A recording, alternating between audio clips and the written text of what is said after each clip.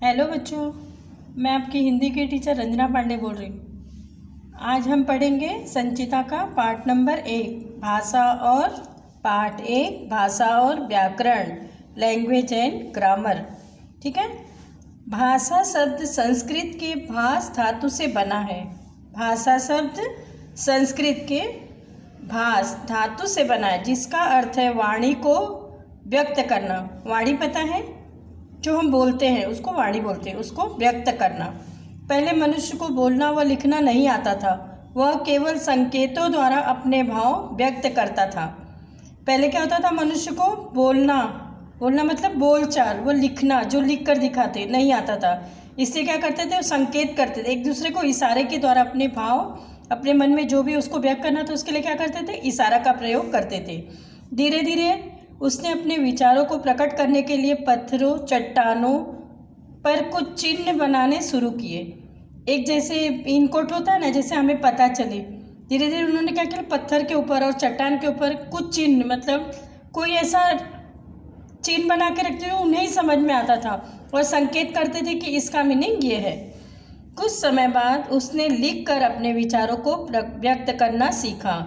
कुछ दिनों बाद उन्होंने पढ़ाई शुरू की और लिखना उन्हें आया। लिखने के बाद वे अपने विचारों को लिखकर व्यक्त करना सीखे। इस प्रकार अपने भावों का आदान प्रदान करने के लिए भाषा का जन्म तथा विकास हुआ। ये देखिए, ये लड़का क्या कर रहा है, बोलकर या लिखकर अपने विचार व्यक्त करने का माध्यम भाषा कहलाता है। ये देखिए, ये बच्चा क्या कर रहा है, फ़ोन पे बातें कर रहा है। वो अपनी जो भी भावनाएं हैं, जो भी व्यक्त करना चाहे उसके लिए क्या कर रहा है, वो फ़ोन का उपयोग कर रहा है। फ़ोन में क्या कर रहा है, बोल के दिखा रहा है। मतलब कैसा हो रहा है, वो बोल के अपना जो भी भाव है वो आदान प्रदान कर रहा है। और ये लड़की क्या कर रही है, ये पढ़ रही है, लिख कर, पढ़ के लिख रही है, लिख कर ये अपने विचार व्यक्त करे, बोल कर या लिख कर। यह लड़की क्या करे, लिख कर अपने विचार व्यक्त कर रही है। ये बच्चा क्या कर रहा है, बोल के अपने विचार व्यक्त कर रहा है। बोलकर या लिखकर अपने विचार व्यक्त करने का माध्यम भाषा कहलाता है। भाषा वह माध्यम है जिसके द्वारा मनुष्य अपने विचार बोलकर या लिखकर प्रकट करता है तथा दूसरे के विचारों को सुनकर या पढ़कर ग्रहण करता है। हमारी तरह पशु पक्षी भी तरह तरह की ध्वनियाँ निकालते हैं, पर उन ध्वनियों को हम भाषा नहीं कहते। उसी प्रकार संकेतों द्वारा कही गई बात भी भाषा नहीं कहलाती। इस प्रकार भाषा के दो मुख्य रूप हैं। भाषा वह माध्यम है जिसके द्वारा मनुष्य अपने विचार बोलकर या लिखकर प्रकट करता है तथा दूसरे के विचारों को सुनकर या पढ़कर ग्रहण करता है। हमारी तरह पशु पक्षी भी तरह तरह की ध्वनियाँ निकालते हैं। आपने देखा चिड़िया कैसे बोलती, ची ची। पशु पक्षी भी तरह तरह की ध्वनियाँ, उनकी एक अपनी भाषा होती है, वो उस ध्वनि से एक दूसरे को संकेत करते हैं, पर उन ध्वनियों को हम भाषा नहीं कहते। उसी प्रकार संकेतों द्वारा कही गई बात भी भाषा नहीं कहलाती। इस प्रकार भाषा के दो मुख्य रूप हैं। भाषा मौखिक भाषा, मौखिक भाषा किसको बोलते हैं, बोलना और सुनना। लिखित भाषा लिखना और पढ़ना। अब हम पढ़ेंगे पहले मौखिक भाषा। मौखिक भाषा में क्या है, बचपन में हम अपने परिवार तथा आसपास के परिवेश से सुनकर और बोलकर ही मौखिक भाषा सीखते हैं। मौखिक भाषा द्वारा हम बोलकर अपने विचार व्यक्त करते हैं। जैसे कल विद्यालय में वाद विवाद प्रतियोगिता थी। सोनिया और विशाल ने हिंदी भाषा के पक्ष और विपक्ष में अपने विचार प्रस्तुत किए। दर्शकों ने उनके तर्क सुनकर तालियां बजाई और उनका उत्साह बढ़ाया। यही भाषा का मौखिक रूप है।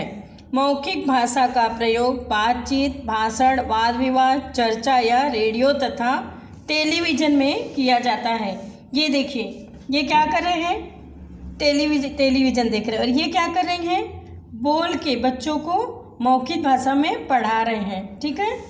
लिखित भाषा, जब हम लिख कर अपने विचार व्यक्त करते हैं उसे लिखित भाषा कहते हैं। जब बच्चा थोड़ा बड़ा होता है तो उसे लिख कर अपने विचार प्रकट करने की आवश्यकता पड़ती है। जब हम लिख कर राइटिंग में, जब हमें पढ़ना आ जाता है तब पढ़ने के बाद हम लिखना सीखते हैं। लिखना आ जाता है तब हम अपने व्यक्त लिखित भाषा में कहते हैं। जब बच्चा थोड़ा बड़ा होता है तो उसे लिख कर अपने विचार व्यक्त करने की आवश्यकता पड़ती है। लिखित भाषा सीखने के लिए उसे विशेष प्रयास करना पड़ता है। लिखित भाषा का प्रयोग पत्र, तार, पुस्तक, समाचार पत्र, पत्रिकाओं आदि में किया जाता है। पत्र बटा को लेटर, तार जो अर्जेंट था पहले तार भेजते थे अर्जेंट के लिए, पुस्तक बुक, समाचार पत्र जो समाचार पत्र आता है वो जैसे कि अखबार, पत्रिकाओं मैगजीन आदि में किया जाता है। विशेष बोलना और सुनना मौखिक भाषा के अंतर्गत आते हैं, जबकि लिखना और पढ़ना लिखित भाषा के अंतर्गत आते हैं। बोलना और सुनना क्या होता है? मौखिक भाषा। लिखना और पढ़ना लिखित भाषा में आते हैं। संसार में अलग अलग क्षेत्रों में अनेक भाषाएं होती हैं। भारतीय संविधान में हिंदी भाषा के साथ साथ 21 अन्य भाषाएं भी सम्मिलित हैं। कुछ भारतीय और विदेशी भाषाएं इस प्रकार हैं। भारतीय भाषाएं केरल में क्या होता है? मलयालम, बंगाल में बांग्ला, पंजाब में पंजाबी भाषा, कर्नाटक में कन्नड़, मध्य प्रदेश में हिंदी, असम में असमिया, उड़ीसा में उड़िया। विदेशी भाषाएं इंग्लैंड अंग्रेजी, जापान जापानी, कोरिया कोरियन, जर्मनी जर्मन, चीन चीनी, श्रीलंका सिंहली, फ्रांस फ्रांसीसी। 14 सितंबर 1949 को हिंदी भाषा को भारतीय संविधान में राजभाषा के रूप में मान्यता मिली, इसलिए 14 सितंबर का दिन हिंदी दिवस के रूप में मनाया जाता है। बोली जब कोई भाषा केवल बोलचाल के लिए प्रयोग की जाती है, उसका कोई लिखित रूप नहीं होता तथा वह किसी एक क्षेत्र तक ही सीमित होती है, उसे बोली कहते हैं। बोली किसे बोलते हैं? जब कोई भाषा केवल बोलचाल के लिए ही हम यूज़ करते हैं, उसका कोई लिखित रूप नहीं होता, किसी क्षेत्र में ये नहीं होता कि आपको यहाँ तक ही बोलना है, ये भाषा आपको यहीं यूज़ करना है, ऐसा नहीं होता, उसे क्या बोलते हैं? बोली। जैसे राजस्थानी, भोजपुरी, बुंदेलखंडी, हरियाणवी, छत्तीसगढ़ी आदि कई बोलियां हैं जिनका प्रयोग भारत के विभिन्न भागों में किया जाता है। इनमें साहित्य की रचना नहीं की जाती है।